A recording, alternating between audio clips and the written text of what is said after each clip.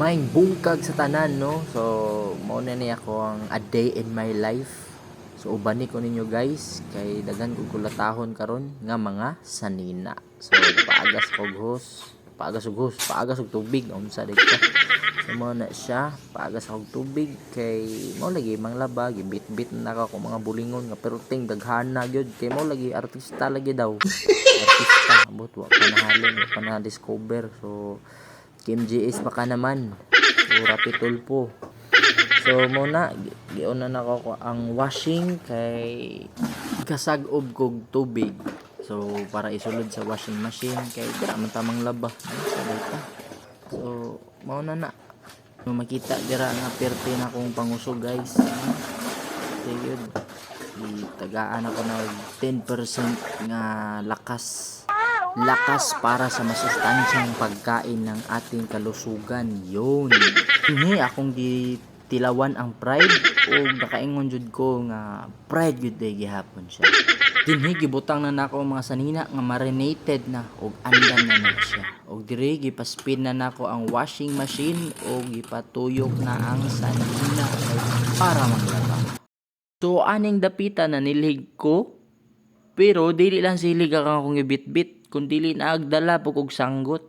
Ngano, dipinsa na siya kay kung ilugon siya slain, makarisbak ta. Hoy Glenn, naday koy uyab. Nadiha ng laay. Ayaw boss. So muna ning gawas lang po ko kay gawas ito manilig dili lang po sa sulod kundi sa gawas pod kay lain po kayo nga limpyo sa sulod niya sa gawas pati hugawa. So dapat balanse gina siya no kay inana nang kinabuhi balanse. So dira gidaspan na nako o gilimpyohan na ang atubangan kay para neat and clean. Aw mao man na siya. So ako nang gibalikan ng ako ang human og spin nga washing. So ako nang gikusan, gibut nga na nagtubig ang planggana o gibutang na didto kay para waswasan. So mao na siya guys no, katulo man na siya waswasan daw. Ambot nganong tulo na siya sa I love you. Ay kamatis. O yabo na budaan ni. No? So dinha pero matingala mo diya guys kay kasara na nako waswasan. Kay ngano kabalo mong kasara na nako waswasan. Aw diri na to ni may bawaan ron. Kay kung ako patason ng video, ang akong cellphone mo give up, no? Puno na kaya akong cellphone. So baka naman sa mga naglantawan ni pwede mo maka-sponsor diha og cellphone na 8256 ang specs sa phone. So baka naman no, matawar ko lang daw ng laptop. Baka naman pang Christmas gift. So mo na siya, gilimpyohan na nako kay ready nako para sa ako ang mga karsunis, no? So wala na nako gi-videohan no ang paghalay sa akong short kay mo lagi full storage na. So diri lang ko sa t-shirt nga nahuman na. So nagdali-dali nako og panghalay sa akong mga sanina kay taod-taod ani na ay Bible study. 3,000 years later.